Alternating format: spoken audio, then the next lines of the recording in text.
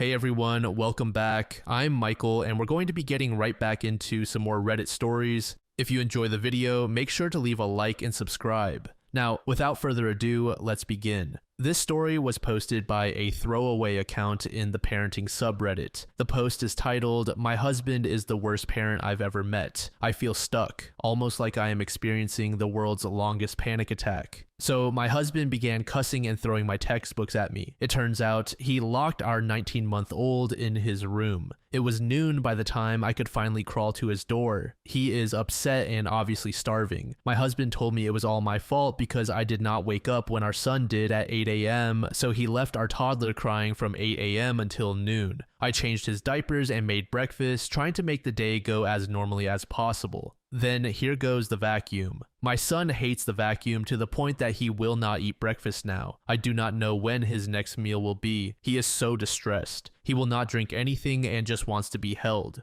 Update. Not going into details just in case, but we leave tomorrow. The whole plan depends on me now. Once I get my son into the car in the morning, everything is in place. I am terrified. I do not know if I can do it without waking my husband. I do not know anything anymore, and isn't abuse great? My mind keeps telling me it is okay. He did not mean to. He will never do it again. He will, or worse. My heart is trying to stop me from leaving, but I cannot forgive. I have to go and never look back. This is the hardest thing I have ever been through. But my son will not only be away from this man, we will be somewhere with better healthcare, schools, and all other resources. Final update. A mutual friend is supposed to hang out until I get there. That is 2 men, one of whom is armed. Hopefully it goes smoothly because my brother will take him out if needed. Husband said, "Who the heck sends a video crying and promising change? That is some serious manipulation crap right there. Please do not buy it, OP. Your life and the life of your child are at risk.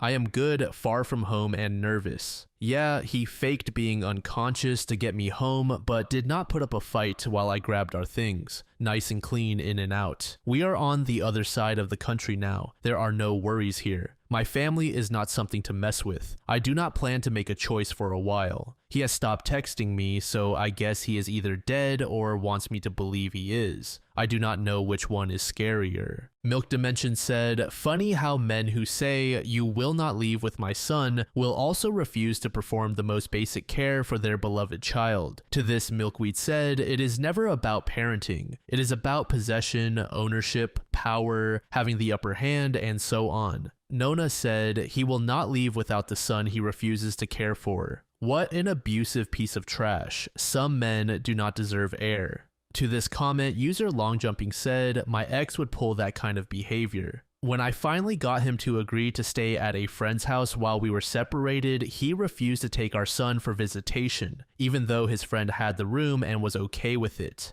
I finally left him for good and obtained a civil restraining order to keep him out of the house. Since the courts became involved, he suddenly wants to be the primary parent. It would be laughable if it were not so audacious and the complete opposite of what is in the best interest of our child. His abuse toward our son, both emotional and psychological, has worsened because I am not there. The courts do nothing. It is an awful situation to be in."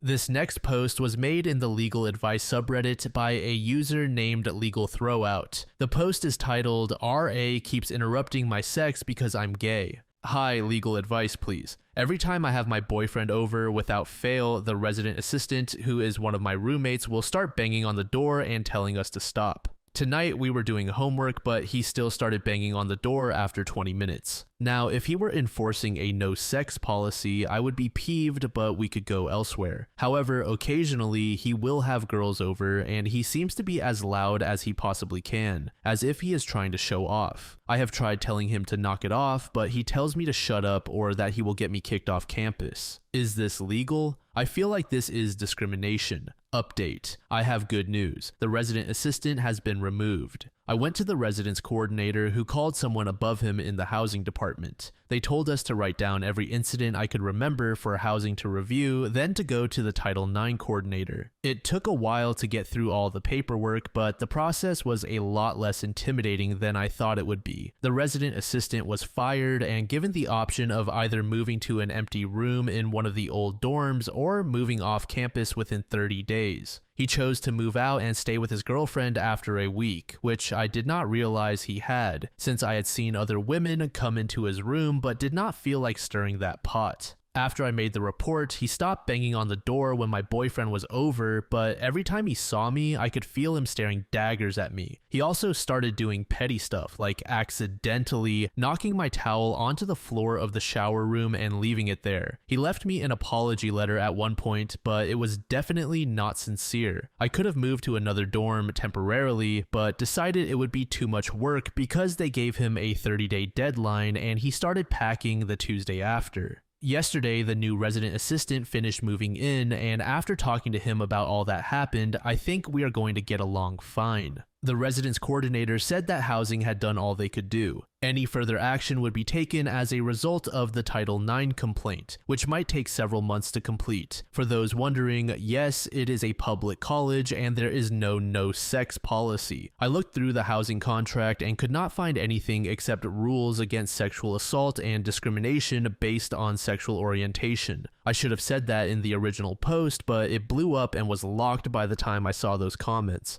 𝓬𝓴1𝓷𝓰 said, I was a resident assistant for 3 years. I only know of one resident assistant who ever had to speak with someone about noise during sex. They were loud enough that multiple people on their floor, as well as the floors above and below, had complained to staff. It happened consistently at stupid o'clock on school nights from what I was told. Apparently, even after their resident assistant spoke with them, they were still loud enough that a noise report ended up being filed. 𝓬𝓴1𝓷𝓰 said, I had a roommate for half a year after a friend I started the year with dropped out. He was an exchange student from Finland. At one point, he asked me if he could have a friend stay over. I said sure, no problem. Then he awkwardly emphasized that it was his friend, and I was dense enough not to understand until just one step before he came right out and said he was gay and that it was his boyfriend. I allowed it, but told him to do the doorknob thing if I was out, so I would not walk in on anything, just like if it was a girlfriend. Otherwise, I do not care. Go get yours, dude. This final post was made in the TIFU subreddit by a user named 𝓬𝓴1𝓷𝓰. The post is titled, I realized that I didn't have a master's degree. This happened yesterday, but I guess the frustration technically spans approximately 5 years. I finished my master's degree in late 2019, or at least I thought I did. After a grueling year of working part-time and writing my dissertation, I finally got it finished and presented it in November. I received my grade immediately after, and my dad was even there to watch the presentation. Good times. Because the holidays were right around the corner, I did not have my diploma until February 2020, and well, I think we all know what happened to the world right after. When I got home after receiving the diploma, I scanned it so I would have a digital copy to send to employers and such, put the physical version safely away, and proceeded to not really think about it anymore. That's where the frustration began. To be honest, I did not even really look at it super carefully. Writing my dissertation was so incredibly exhausting and draining that I was just glad it was over and wanted to focus on my work. Years went by, I got through the pandemic, my career as a freelancer started gaining momentum. I fell in love and even moved to a different country. Recently, I changed my name and emailed my university to ask about getting new copies of my diplomas with the new name.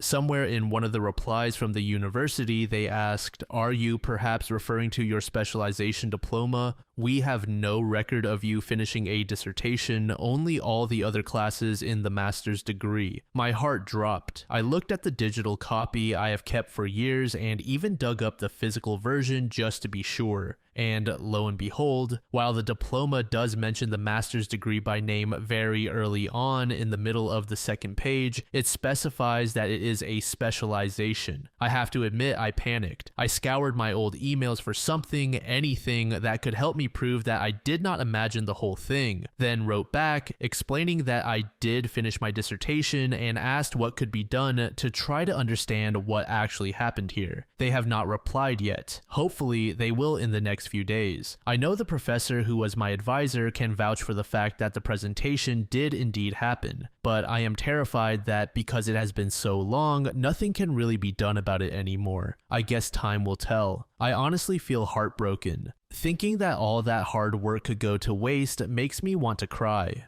More than anything, I am furious at myself for not paying more attention and catching this sooner. I feel like such an idiot. Wish me luck figuring this out. Update. I understand some of this might be confusing because the names of things can be different in different countries, and I wrote this post while incredibly distraught and sleep deprived. English is also not my first language. I know I maybe should have clarified that in the post. I will try to explain in a way that hopefully makes more sense. I call it a dissertation because that is what they call it at my university. I am aware that more often than not it is called a thesis, but it is what it is. The dissertation, or thesis I suppose, takes 1 full year, and I actually took an extra year to do it so I could focus on the thesis while I was also working. During that time, I considered a couple of professors as advisors and met regularly with the one I ended up choosing. I still have plenty of correspondence with her in my email. Since the time of posting, I have been taking time during my breaks to look into what information the university actually has regarding my thesis and my participation in the master's degree. As it turns out, my thesis has been published. I found it in the online repository. I am not too keen on linking it in a Reddit comment, but I would be more than happy to direct message you the link if you want.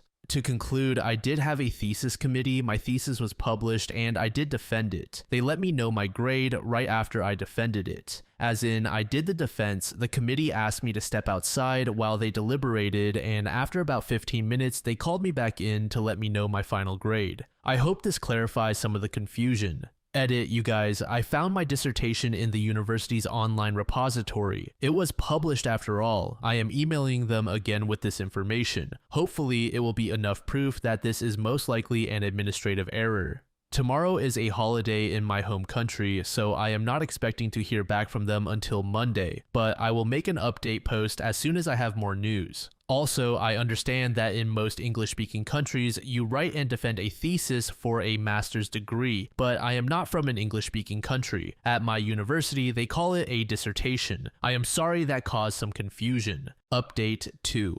A few days ago, I posted about how it took me 5 years to notice that what I thought was a master's diploma was actually just a specialization, and my university did not have any record of me finishing the degree. Some of you asked for an update, so here it is. First of all, I want to thank you all for the comments on my original post. I tried my best to keep up with them, but I have to admit, I did not expect my post to get so much attention. Once again, sorry for the mobile formatting. The summary will be at the bottom. I am super happy to let you know that I have good news. To those of you who guessed this was probably an administrative error, you were correct. On the same day I made the post, I found my dissertation, or thesis I guess, in the university's repository. This means it did end up getting published like it was supposed to. I emailed the university again with this information. I also took some time throughout the weekend to email my advisor and gather information on who else I could potentially reach out to escalate the matter if I did not get a reply from the people I had already emailed. Fortunately, it seems that will not be necessary. Yesterday, at long last, I heard back from the university.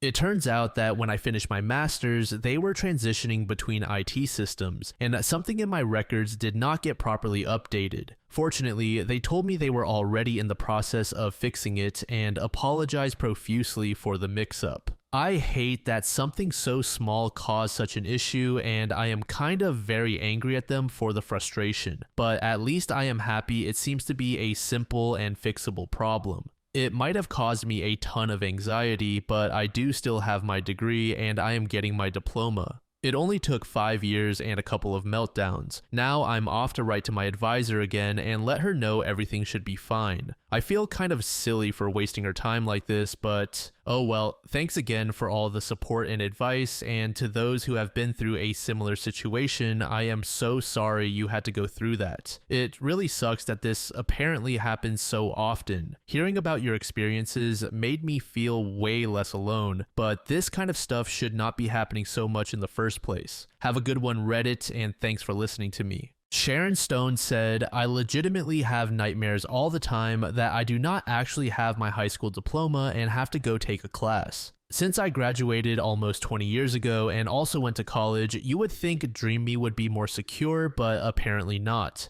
Smart 𝓬𝓴 said, damn, this is insane. I am glad it was published and that OP was able to get this resolved. Their excuse of already being in the process of fixing it exactly when OP started making noise about it is unlikely. They are just trying to save face.